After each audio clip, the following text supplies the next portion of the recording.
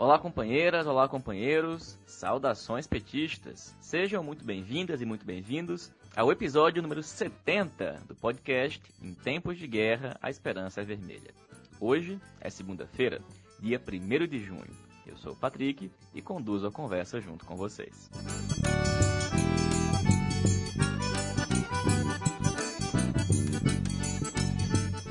No episódio de hoje, a gente conversa com a companheira Natália Sena, da Comissão Executiva Nacional do PT, que faz um informe da atividade /reunião/live que aconteceu hoje, convocada pelo Diretório Nacional do PT. Escutamos também o companheiro Jonatas Moretti, que fala pra gente sobre as torcidas antifascistas que saíram às ruas neste fim de semana.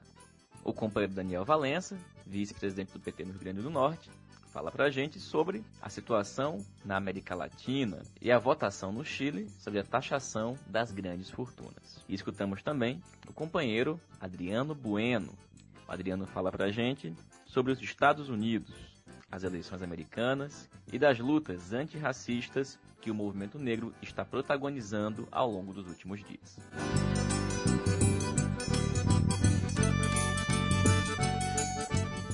E Adriano, companheiro, vamos começar contigo. A gente falou no podcast de sexta-feira, a companheira Rayane Andrade comentou o texto que está publicado no Opera Mundi, já mencionando o assassinato do George Floyd. Mas, Adriano, vamos dar continuidade, porque os movimentos continuam, crescem e se espalham pelos Estados Unidos.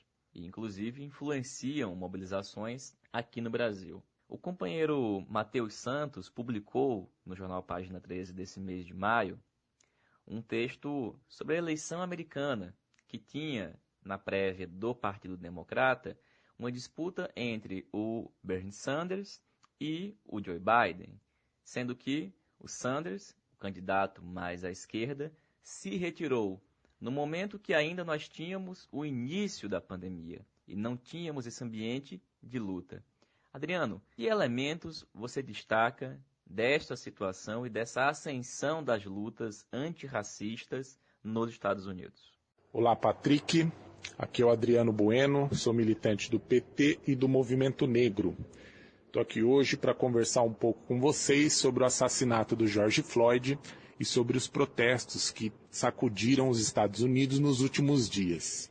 Bem, tudo aconteceu em Minneapolis. George Floyd, um segurança de 46 anos, desempregado, um homem negro, acusado de usar uma nota falsa num comércio, o que nunca ficou comprovado se de fato aconteceu ou não. Isso aconteceu no dia 25 de maio, segunda-feira da semana passada. Durante a abordagem policial, o Derek Chauvin, um policial, colocou o seu joelho em cima do pescoço do George Floyd durante exatos 8 minutos e 46 segundos, levando George Floyd à morte por asfixia. Tudo isso foi filmado, o vídeo correu o mundo e as imagens chocaram a todos. Para tentar entender o que está acontecendo nos Estados Unidos, eu proponho que a gente volte um pouco no tempo. Lá no começo das primárias norte-americanas, quando o Partido Democrata começa a decidir quem seria seu candidato à presidência da República. Uma candidatura mais à esquerda, representada pelo Bernie Sanders, e outra de uma direita moderada, representada pelo Joe Biden. Bernie Sanders vinha liderando nos primeiros estados onde aconteceram as primárias, mas na Carolina do Sul, um estado cujo eleitorado democrata é 60% composto por afro-americanos, na Carolina do Sul o Joe Biden opera uma virada e a partir de então passa a liderar o processo e derrota o Bernie Sanders na sequência. O que poderia ter levado esse eleitorado a votar como votou, a fazer a escolha que fez, né? O eleitorado afro-americano não é um eleitorado homogêneo.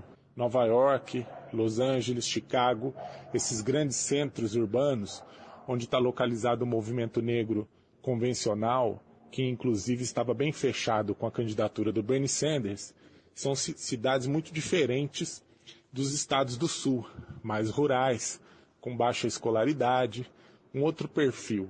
A maioria dos apoiadores do Bernie Sanders eram jovens universitários, inclusive uma classe média branca.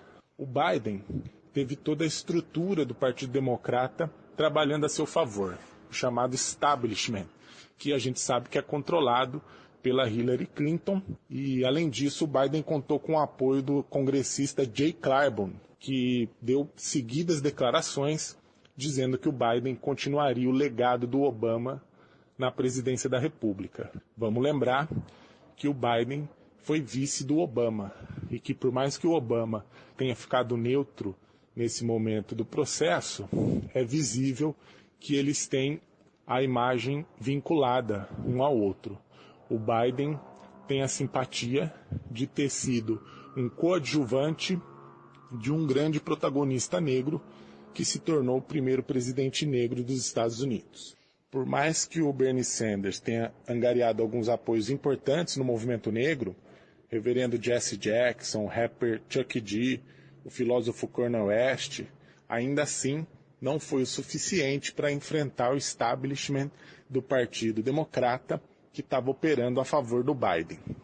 Tudo isso chocou muito quem olha à distância, porque a gente está acostumado a olhar para o movimento negro brasileiro, um movimento que surge paralelo às lutas dos operários no ABC e que tem uma grande influência marxista na sua formulação, porque pensa tanto a escravidão quanto o processo de inserção de negros e negras na sociedade de classes a partir de um olhar marxista. O que acontece nos Estados Unidos é que o marxismo não tem tanta influência assim sobre o movimento negro. Aqueles setores que tinham essa perspectiva foram duramente combatidos e até reprimidos pelos aparelhos de repressão do Estado norte-americano. Sendo assim, é bastante contraditório, mas o resultado é esse. Embora o Bernie Sanders tenha apresentado propostas muito mais interessantes para o povo afro-americano, contraditoriamente o povo afro-americano acabou decidindo o processo de primárias a favor do Joe Biden. Esse é o nó que está posto nos Estados Unidos. O programa do Sanders previa uma maior participação do Estado em políticas habitacionais, em políticas de educação e principalmente em políticas de saúde, né? Algo que naquele momento, antes inclusive de toda a pandemia que também sacudiu os Estados Unidos, não foi visualizado, né? Não passou pela percepção desse eleitorado afro-americano da maneira como se esperava. Bom, pensar tudo isso talvez nos ajude a olhar para o que está acontecendo nos Estados Unidos atualmente com maior cuidado. Um filme do Spike Lee, do final dos anos 80, um personagem chamado Ray Rahim, ele é assassinado e morre estrangulado por um policial. Essa pauta dos assassinatos brutais cometidos por policiais contra negros, essa pauta é uma pauta antiga do movimento negro nos Estados Unidos. Vira e mexe tem um caso chocante. Em 2014, por exemplo, o ambulante Eric Garner, em Nova York, foi assassinado também sendo estrangulado e também proferindo a mesma frase: "Eu não consigo respirar". Bom, o fato é que a juventude norte-americana decidiu dar um basta e foi às ruas. Mesmo durante a maior crise sanitária, talvez do último século, os protestos estão acontecendo e estão chacoalhando as grandes cidades, como Los Angeles, Nova York, Filadélfia, Boston, Portland e Minneapolis, que foi onde tudo começou. O que se vê são viaturas sendo incendiadas, saques, depredações e muita gente protestando pacificamente também. Ainda não dá para prever qual será o desfecho dessa série de protestos. De qualquer forma, já interferem profundamente e alteram o processo eleitoral norte-americano. Os republicanos estão sob pressão, Donald Trump quer reagir duramente, respondendo aos atos de uma forma bastante dura, ao seu estilo, mas talvez quem está sendo mais demandado nesse momento sejam os democratas, uma vez que eles têm que tentar se distanciar dos atos de violência, mas ao mesmo tempo apoiar os protestos, que afinal de contas têm uma causa justa e partem de um segmento que é tradicionalmente seu eleitorado nos processos eleitorais dos Estados Unidos. Recentemente, um jornalista norte-americano chamado Eisteddfod Herndon publicou um texto no New York Times onde ele dizia basicamente que os negros norte-americanos têm uma mensagem aos democratas: não basta não ser Trump. Ou seja, tirar o Trump apenas não basta. É preciso se colocar como uma alternativa concreta ao que está posto, e isso precisa ser vocalizado num programa mais à esquerda. O que é irônico é que o candidato que tinha mais condição de fazê-lo está fora do processo nesse momento. Um abraço, Patrick. Espero ter ajudado com alguns elementos, longe de esgotar o tema, que me parece ser muito complexo. Vamos ver como se desenrolam os próximos dias, mas a gente fica feliz pela capacidade de reação do movimento negro e da juventude, de um modo geral, diante de mais uma violência racial. Um abraço. Valeu, Adriano. Muito obrigado, companheiro. Bom, aqui no Brasil também tem luta. Neste fim de semana, nós assistimos a um verdadeiro levante em algumas cidades, protagonizado por torcidas organizadas, torcidas antifascistas. Esse movimento não é de agora, mas neste momento significam muita coisa, porque representa um setor da população, um setor das classes populares que colocaram-se em marcha contra a escalada fascista. Como a gente tem falado desde o início da pandemia, desde que esse podcast passou a ter 2 episódios semanais para dedicar mais tempo a analisar os fatos, a gente vem afirmando da necessidade da política de isolamento social, mas também do enfrentamento à escalada fascista. E é muito evidente que existe uma limitação na ação institucional contra a escalada fascista no país. Na verdade, nós não estamos sequer vendo verdadeiras respostas institucionais contra o fascismo. Ninguém aguenta mais nota de repúdio. E, evidentemente, esta justa raiva, esta vontade de não deixar que a direita, aliada do vírus, tome as ruas, vimos neste fim de semana torcidas organizadas expulsando os fascistas das ruas. Inclusive, novas mobilizações estão convocadas. Moretti, como que tu analisa esse levante deste fim de semana das torcidas antifascistas? Olá, camarada Patrick. Olá, ouvintes do podcast Em Tempos de Guerra, a Esperança é Vermelha. Então, Patrick, as manifestações das torcidas de futebol autoproclamadas antifascistas neste domingo e vários atos convocados para este próximo final de semana em todo o Brasil reacenderam o debate sobre futebol e política, política e futebol.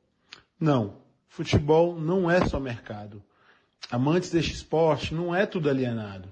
Agora, claro, como boa parte dos esportes, em especial os mais lucrativos e populares, foram e estão sendo atingidos pelo mercado e pela indústria cultural como disputa ideológica. Para entender melhor isso, vale a pena fazer um pequeno resgate histórico. O futebol é um esporte criado no século XIX por uma pequena parcela da elite inglesa. Em seu início era proibida a profissionalização, ou seja, ninguém poderia receber para representar times de futebol nas suas competições.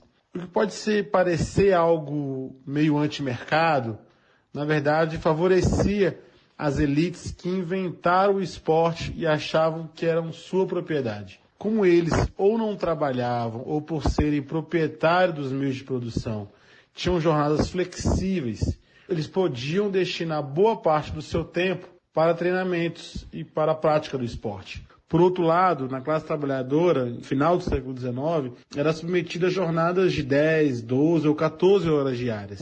Portanto, a prática do esporte era só por muita paixão, porque o cansaço e a jornada extensa era imenso. Guardadas as devidas proporções, é similar ao debate de proibir parlamentares de receber remuneração. Na prática, apesar do pensamento do senso comum dizer o contrário, a ausência de remuneração por muito tempo afastou a classe trabalhadora dessas funções de representação política.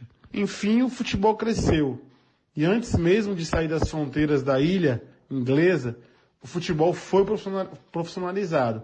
e a classe trabalhadora passou a dominar o esporte e o transformou no que ele é hoje, talvez o esporte mais popular do mundo. Sobre este período, aqui numa sessão Dica Cultural, eu recomendo a série do Netflix The English Game, que apesar de alguns problemas, como comum nesse ramo, no geral consegue retratar razoavelmente bem esse período. Este processo de domínio inicial pelas elites, depois tomada de assalto do esporte pela classe trabalhadora, foi se repetindo, décadas depois, nos 4 cantos do mundo. No Brasil, por um período inicial da chegada do esporte, por exemplo, os negros não podiam jogar competições de futebol. Foi a força e compromisso popular de algumas torcidas que derrubaram, em parte, estes traços do escravismo em nosso país.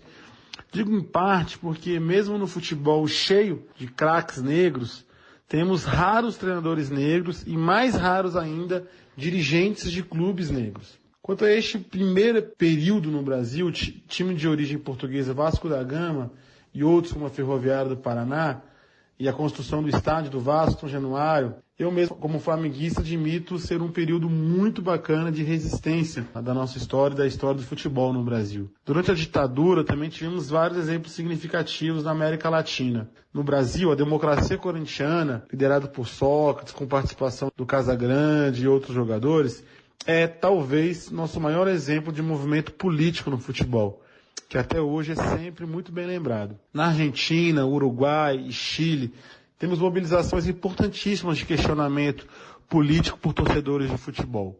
Tem uma história engraçada no Chile, que teve, como todos sabemos, uma ditadura muito sangrenta liderada pelo Pinochet, tendo inclusive o seu principal estádio, o Estádio Nacional, transformado em presídio e centro de tortura. Havia um clube muito modesto no Chile, durante o período Pinochet, que não costumava encher muitos estádios. Até que, por ironia do destino, eles contrataram um lateral direito chamado justamente Pinochet, sobrenome, né? Então, os torcedores, com muita criatividade, para fugir da repressão, lotavam o estádio daquele time modesto para gritar "Fora Pinochet, fora Pinochet", alegando ser em alusão ao coitado do jogador, mas na verdade era um protesto contra o ditador. Ainda sobre o Chile, nas recentes manifestações, agora do final do ano passado, muito reprimidas, a maioria das seleções, da seleção de futebol, tanto a masculina como a feminina, declararam apoio aos manifestantes. Na Inglaterra, para falar um pouco da Europa, berço do futebol, na década de 70 e 80, os sindicatos trabalhistas ingleses compuseram parte do hooliganismo como forma de contestar as medidas autoritárias adotadas pela governante Margaret Thatcher. Atualmente, infelizmente, como ocorre com outros setores da sociedade, o futebol sofre um domínio muito cruel do mercado. Tanto que vários dirigentes do setor entendem futebol hoje não mais como apenas um esporte, mas um ramo lucrativo do mercado de entretenimento. E a Copa de Futebol aqui no Brasil teve uma parcela infeliz desse processo.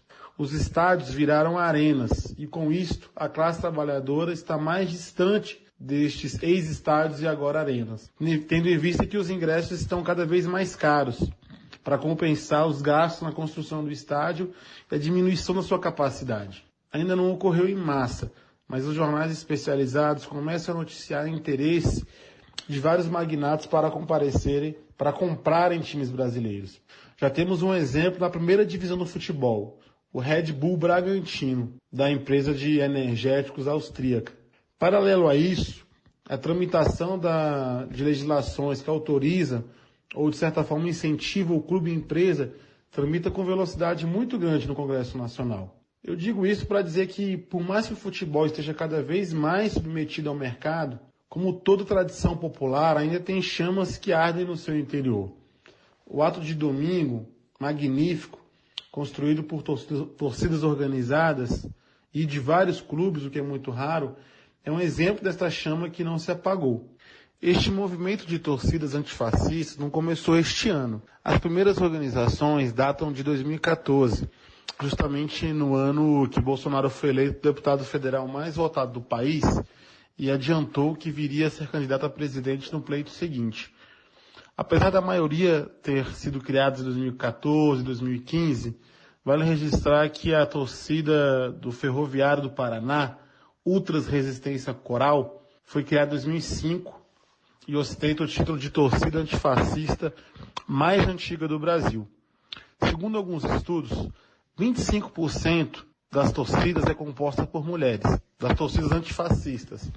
Sabemos que é um número ainda muito baixo, mas o interessante é que, apesar de baixo, é maior do que a participação das mulheres nos estádios e nas torcidas organizadas ditas tradicionais. Este movimento de torcida reflete, por óbvio, o crescente fascismo que estamos vivendo no país, mas vale registrar duas coisas. A primeira foi o proselitismo usado pelo Bolsonaro, que toda semana vestia uma camisa de um time e sempre que possível ia para os estádios, quando convidados por alguns dirigentes bolsonaristas. Frisa-se que isto não é novidade. Vide que os ditadores de plantão da América Latina faziam o mesmo com o futebol décadas atrás. Essa atitude causou muito mal-estar e discussão nas torcidas. E desta data cresceu muito o número de torcidas antifascistas.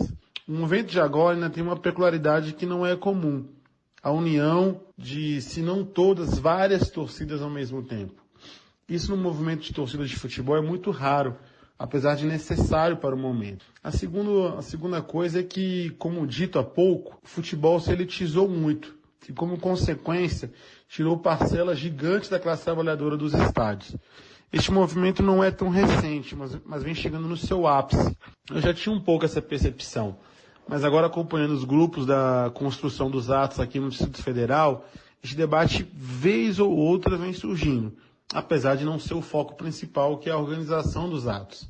Nesta lógica, ainda que seja cedo para dizer, mas me parece que vem nascendo um movimento muito popular, pelo perfil dos organizadores das manifestações. Penso que deve-se manter o isolamento de mais cuidados, mas nosso papel deve ser incentivar e participar dessa mobilização. Futebol é mais do que um esporte, é uma manifestação popular, tem em si todas as suas contradições inerentes. Por isso, nosso papel é estar junto com estes torcedores, engrossando as fileiras das torcidas antifascistas. Valeu, Moretti. Obrigado, meu velho. Pois bem, pessoal, e se no final de semana nós tivemos um acirramento nas ruas da luta contra o fascismo, hoje, segunda-feira, nós tivemos a convocação de uma reunião do Diretório Nacional do Partido dos Trabalhadores. A companheira Natália Sena fala pra gente do que, na verdade, acabou acontecendo. Oi, Patrick e ouvintes do nosso podcast Em Tempos de Guerra, a Esperança é Vermelha. Então, Patrick, hoje teve o que foi chamado de uma reunião do Diretório Nacional, mas na prática foi, digamos assim, uma live convocada pelo Diretório Nacional do PT. No caso, pela presidenta Gleisi e pelo secretário-geral Paulo Teixeira, porque não foi efetivamente uma reunião. A reunião pressupõe que haja debate entre os integrantes da reunião. E o que houve foi uma série de informes que foram transmitidos ao vivo pela TV PT, informes importantes, informes relevantes, mas informes. Então, não foi uma reunião que tinha uma pauta, debateu um tema e tomou deliberações sobre esse assunto, né? Então, eu diria que a reunião, o que foi chamado de reunião do Diretório Nacional do PT hoje foi, na verdade, uma live do Diretório Nacional do PT hoje com a presença de várias lideranças e dirigentes. Os principais momentos da reunião, na minha opinião, foram a fala do ex-ministro Arthur Quioro, que foi a primeira, e a última fala, que foi a fala do presidente Lula. O Arthur Quioro, ele fez uma intervenção bem importante, um informe bem importante sobre a situação da pandemia no Brasil, falou que a gente é o novo epicentro da pandemia, comentou a situação das testagens, que é muito baixa, principalmente comparada a outros países que têm situação grave, e ele diz que a conclusão disso é que a gente está conduzindo a pandemia às cegas. Ele fala sobre a concentração regional, mostrando pelos números que no Norte, no Nordeste e no Sudeste a situação é bem pior do que no Centro-Oeste e no Sul, e fala que a tendência do Brasil é seguir a mesma curva dos Estados Unidos. sendo que com números menores em função da subnotificação. E também traz algumas informações sobre o governo, né, que o governo promete respiradores, recursos, leitos de UTI muito acima do que o que efetivamente está repassando para os estados e municípios, e traz uma informação bem preocupante, que é uma projeção na quantidade de óbitos de 120 mil. Pois é, 120 mil pessoas podem morrer do coronavírus aqui no Brasil. Isso foi o que o ex-ministro da Saúde, Arthur Quioro, falou hoje na reunião do Diretório Nacional do PT. A reunião trouxe informes do governador do Piauí, Wellington Dias, e da governadora Fátima Bezerra do Rio Grande do Norte. Trouxe também informes de alguns prefeitos do PT e também dos líderes da Câmara e do Senado sobre a situação no Congresso e sobre a situação da pandemia nos estados e nos municípios dos prefeitos e governadores. E tinha um convidado, digamos, sui generis, que é o economista da moda atual, chamado Eduardo Moreira. Ele tem uma visão da situação econômica, digamos assim, muito matemática e uma análise política bastante superficial da situação pós-governo Temer. Ele que foi um apoiador do golpe contra Dilma e aparentemente arrependido da sua posição naquele momento. Então, algo complicado, né? Uma figura como essa ter espaço de fala no Diretório Nacional do PT, mas foi o que aconteceu no dia de hoje. Agora, Patrick, o que eu queria destacar mesmo é a fala do presidente Lula. Eu recomendo a todo mundo que procure o vídeo, seja na TV PT, é a última fala, seja na página dele. Eu não sei se eles fizeram um recorte específico da fala do presidente Lula, mas ele traz uma manifestação muito nítida de uma posição sobre o debate da Frente Ampla. Ele comenta expressamente sobre o manifesto Juntos, que é um manifesto que foi lançado nesse final de semana e que traz a assinatura de gente do tipo Fernando Henrique Cardoso e Luciano Huck, e que o companheiro Fernando Haddad assinou também.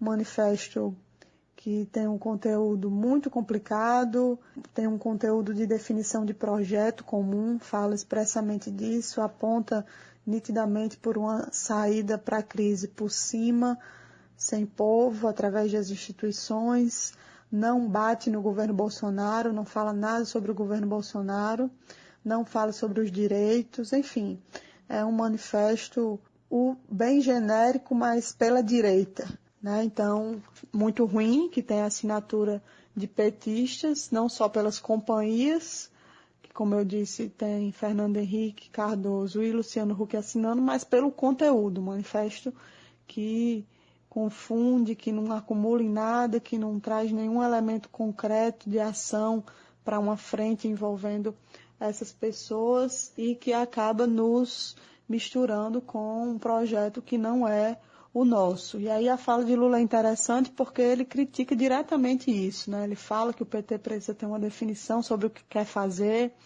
que a gente não pode pegar o primeiro ônibus que está passando, né? E diz que leu, que não tem coisas do interesse da classe trabalhadora, que não se fala dos direitos, não se fala da classe, e diz muito nitidamente que o PT não pode se anular nessas articulações que não tem nada de interesse do povo e nada que seja relevante para o nosso projeto de país. É uma fala interessante. Ele diz que, inclusive, que pela repercussão que a Globo deu ao tal manifesto, ele ficou achando que a Globo tinha ajudado a fazer, que era do interesse da Globo. E se a gente ler o editorial da Globo desse domingo dia 31 de maio, fica bem evidente que é por aí mesmo, né? O editorial intitulado Os Democratas Precisam Conversar é um editorial que fala justamente isso, que precisa ter uma ampla aliança e que pode incluir inclusive Bolsonaro, caso ele resolva se domesticar. Com outras palavras, mas eles falam mais ou menos isso. E aí, quando a gente vê um manifesto que não fala nada contra o governo Bolsonaro de forma específica, fala que tem que lutar contra os desmandos de qualquer governo, então fica bem evidente que é um manifesto que materializa uma posição que é da Globo, não é a nossa, né? Então, isso foi um fato relevante da reunião do DN, que inclusive está sendo explorado por veículos da grande mídia, como a Folha, tentando atribuir o sectarismo à posição do presidente Lula, mas, na verdade, é a posição correta, uma posição que não anula o PT, não anula as organizações da classe trabalhadora, e a gente tem que trabalhar com a realidade. A realidade é que a gente tem projetos distintos, é a gente que polariza com a direita no Brasil desde 1989, e não tem o menor sentido a gente ficar se misturando e se confundindo com esse tipo de articulação que não tem nada a ver com o nosso projeto. Em resumo, foram esses os fatos mais relevantes dessa live do DN de hoje, porque realmente não foi uma reunião, e é isso. Valeu, Natália. Obrigado, companheira. E, pessoal, a situação na América Latina segue piorando. A OMS já destacou que o nosso continente é o novo epicentro da crise no mundo. Sobre esse assunto, a gente escuta agora o companheiro Daniel Valença. Daniel, que é professor de Direito na UFERSA, Universidade Federal Rural do Semiárido, e é vice-presidente do PT no Rio Grande do Norte. Olá, Patrick. Olá, ouvintes do podcast Em Tempo de Guerra, Esperança Vermelha. Olha, Patrick, a América do Sul ela já supera a Europa e a América do Norte em número de casos e mortes diárias. E foi por isso que a OMS considerou que a região é o novo epicentro da pandemia do coronavírus. Agora, quando consideramos América Latina e Caribe, ou seja, todos os países, exceto Estados Unidos e Canadá, nós temos 52.343 vítimas de Covid-19. Destas, 29.777 estão no Brasil, o que quer dizer que a pandemia tem agora o seu novo epicentro na América do Sul, em função principalmente do Brasil. Mas outros países também contribuem para isso. Nós já citamos em outros áudios o caso do Equador, do golpista Lenín Moreno, mas também o Chile, do Sebastião Pinheira, que estava numa ebulição social no ano passado, apresenta a maior proporção de contaminação por milhões de habitantes. O Chile já se aproxima de 100 mil contágios.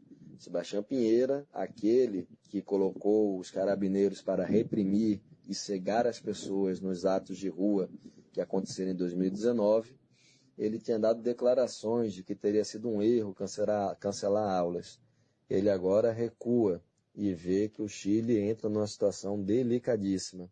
E ele também sofreu uma derrota na Câmara. A parlamentar do Partido Comunista Chileno, Carol Cariola, ela conseguiu ter o seu projeto de taxação de grandes fortunas aprovado na Câmara dos Deputados. A proposta é cobrar uma única vez 2,5% dos recursos de 1% da população que concentram 22,6% da riqueza nacional. De acordo com a parlamentar comunista, este valor seria possível arrecadar cerca de 6 bilhões de dólares, o que possibilitaria uma renda básica emergencial de ao redor de 520 dólares para cada família, sem distinção de trabalhadores formais e informais, famílias de renda baixa, né?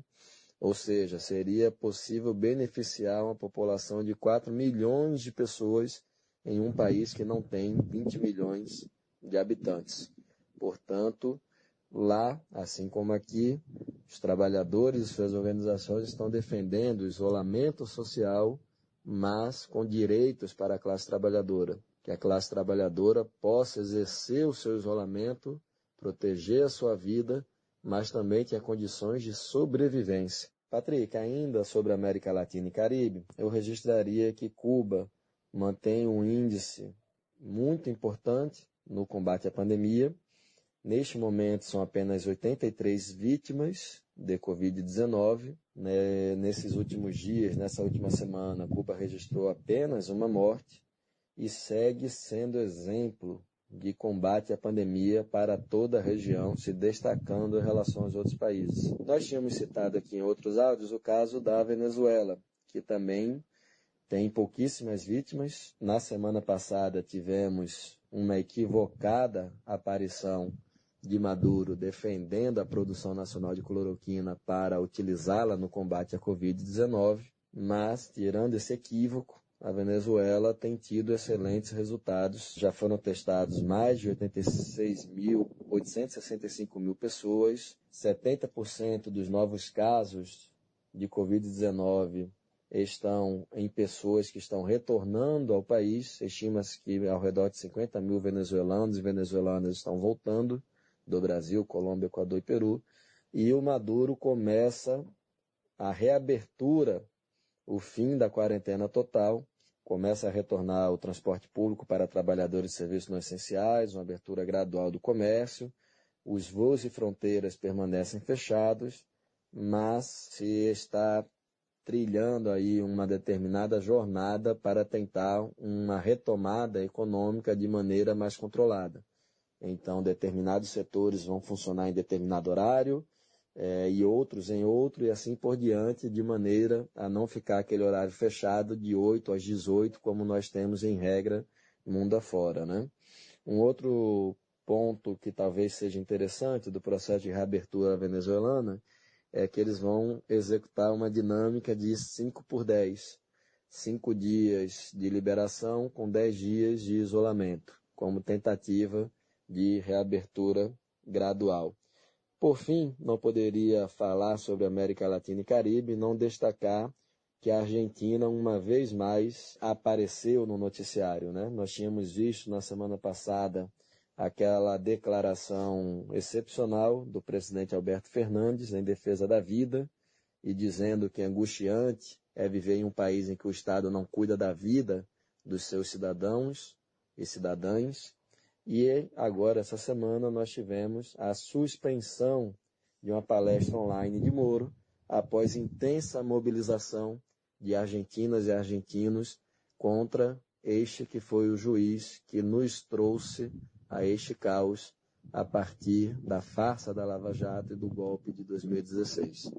É isso, Patrick. Forte abraço. Estamos juntos. Valeu, Daniel. Obrigado, companheiro. E, companheirada, essa foi mais uma edição do podcast Em Tempos de Guerra, a Esperança Vermelha. Como vocês sabem, a gente está disponível nas mais diversas plataformas. Peço que vocês compartilhem, ajudem a divulgar e nos encontramos na sexta-feira. Saudações petistas, fora Bolsonaro, fora Mourão, fora todo este governo e suas políticas por novas eleições. Até mais.